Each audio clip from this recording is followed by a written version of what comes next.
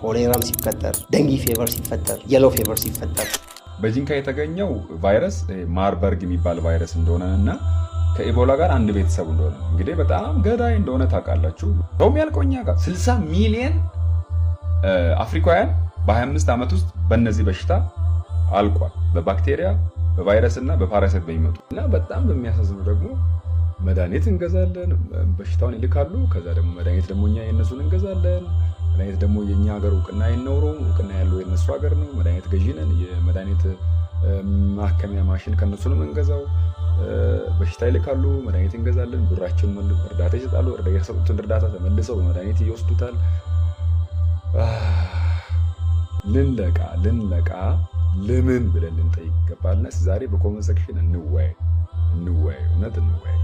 ከዚህ ዓለም ጋር ኮኔክሽን ያላቸው ሰዎች አሉ። እዚህ ማጂሺያንስ ሊሆኑ ይችላሉ፣ ሶሰርስ ሊሆኑ ይችላሉ፣ ሳይንቲስቶችም ሊሆኑ ይችላሉ። አንዳንዶቹ ሳያውቁ ነው ኮኔክሽናቸው ባይዘው ኮንሸስ አይደሉም። እነሱን ነው ሴክሬት ሶሳይቲስ የሚባሉት። አላህ አደምን ሊፈጥር ሲል ምድር ላይ የነበሩ ክሬቸርስ ከአላህ ጋር ስልጣንን የተደራደረው የኢብሊስ ወገን ያለበት ወርልድ ፎር ዘ ዲ ነው። የኤሊያንስ ወርልድ ፓወር ለማግኘት የፈጣሪነትን ስልጣን ለማግኘት አሁን እኛን እዚህ የሚቆጣጠረው እኛን እዚህ እንድንኖር የሚደግፈው የዲኤንኤያችን ወርልድ መሀል ላይ ያለ ነው ማለት ነው። ይሄኛው እኛ እዚህ ጋር በጣም ትንሽ ነን፣ 5% ነን፣ እዛ ጋር 30 ነን። ከዛኛው አሁን ዲኤንኤያችን አሁን ሆርሞን የሚከታተለው ለምሳሌ ከዚህ ወርልድ ሆርሞንን የሚያንቀሳቅስ ክሬቸርስ ኮንሺየስ ቦዲስ ይሏቸዋል። እንግዲህ ሜታፊዚክስ ነው እያወራ ያለው። ሆርሞናችን የሚያንቀሳቅሱ ወርልድ እየመጡ እኛ ውስጥ ያልፋሉ። አልፈው ሆርሞን አንቀሳቅሰውት ይሄዳሉ። ብሎኬጅ እስከሌለ ድረስ ኖርማል ነው። ስለዚህ ይሄኛው የዴቪልስ ዓለም ብዙ ጊዜ ፓወር የሚያገኘው እዚህ ባለው እልቂት የሰው ሞት 2D ላይ ሰውን ስለሚጨምርለት 2D የሙታን መንፈስ የመጥፎ ስራ ዓለም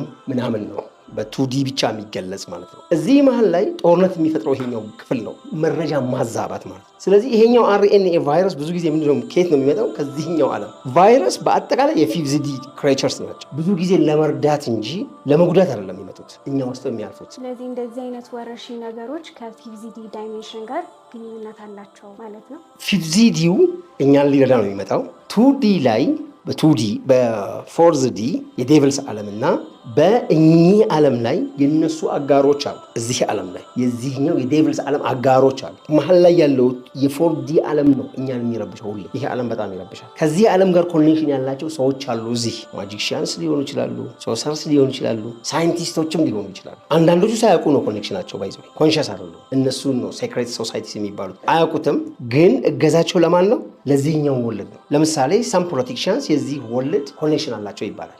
ጦርነት መቀስቀስ ነው ስራቸው። ሰላምን አይፈልጉም።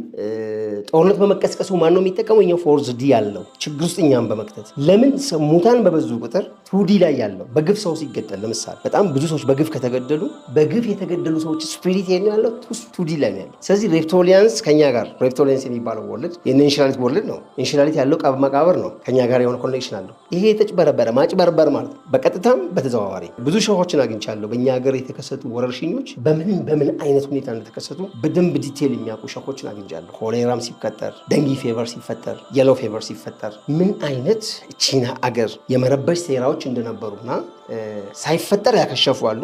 ከተፈጠረ በኋላም በተለይ እንግዲህ በአጠቃላይ ኢትዮጵያና እዚህ ኢስት አፍሪካ ያለው አካባቢ በጣም የታደለ ነው። ብዙ ኮኔክሽን አለው ከአቀማመጥ ከምናምን በተለይ ተክሎቻችን ማለት ነው። እነዚህ የሚሰሩትን ነገር የሚያከሽፉ ብዙ አይነት ተክሎች አሉ። እነዛን በመጠቀም ያከሸፉ አሉ።